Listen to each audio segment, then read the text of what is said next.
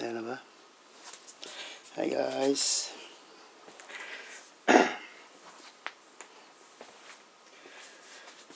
Installing fan without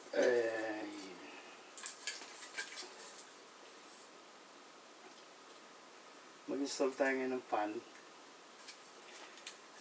kahit walang RGB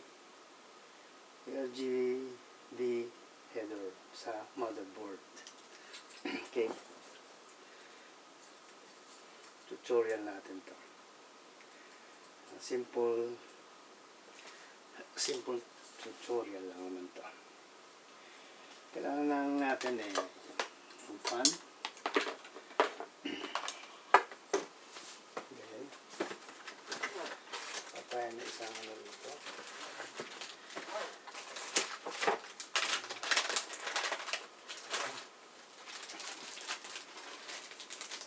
Patayin na isang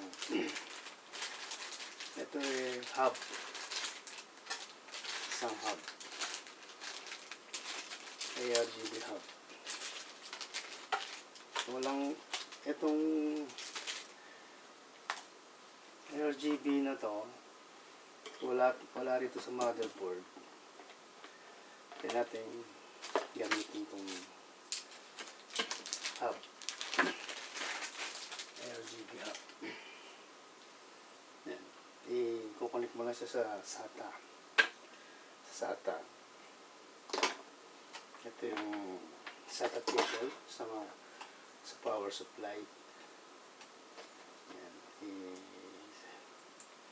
I-connect lang natin yan dyan. Then, itong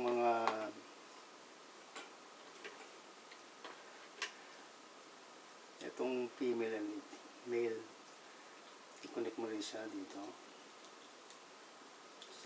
sa hub, yung isa.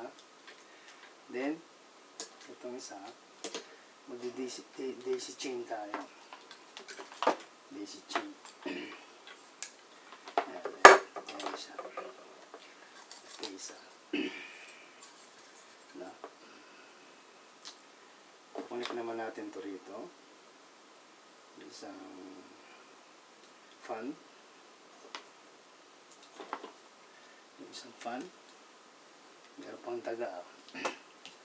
Natin isang fan.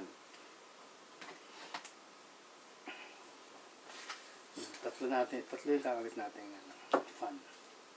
Para maganda. Yan. Okay na, no? Yan, connect na yan. Connect natin. Ngayon, hindi na-connect na siya. Connect naman natin yung PW fan sa motherboard.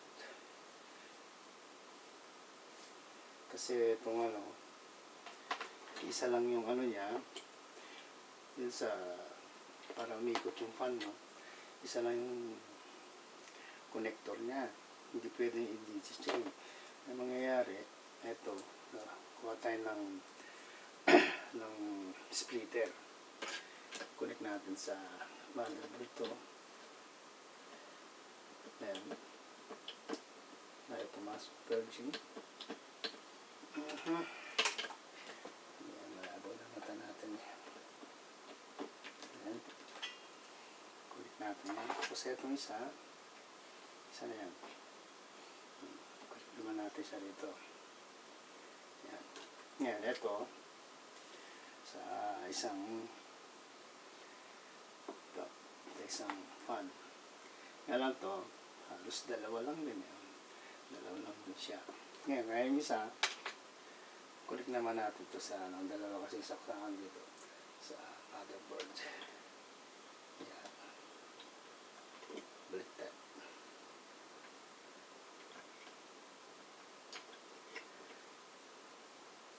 Baliktad siya.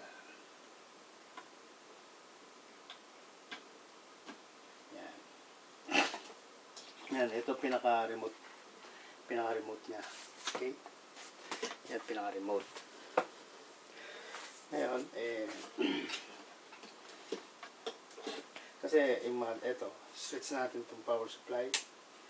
Yan, milaw na siya. May power na siya. Ngayon, kasi nga wala siyang case katulad nito, i-bypass natin lang yung start button. Screwdriver lang yan. Ito sa power switch. Yan. Yan na siya. Yan na lang ilaw. Kaya itong hub na to, pwede na tayo magpalit ng mga yan. Pwede siyang magpalipat-lipat ng color. Yan, ito, rainbow. Para ano. Yan, malakas yung RPM niya. Yan. Para, okay. Katulad nung sa computer ko, halos pareho lang naman yan. Kaiba lang ito sa computer, merong remote. May remote sa akin. May remote siya ito. Mismo nasa hub niya. Yan. Ganun lang po. Kung may sasalpa ko sa case, may ganyan na lang mangyayari yan. Kaya kung wala kayong ARGB header sa motherboard nyo, pwede kayong gumamit ng hub. Yan, ganyan. Pwede yung may mga easy DIY, may mga hub na PW tsaka ARGB. Pwede gamitin yun. Mga sa mga Coolmon. Mura lang naman yun. Yan. Sana makatulong. No? Okay. Salamat. Please share and like para masaya tayo lahat. Okay? Bye. Wala po. Peace.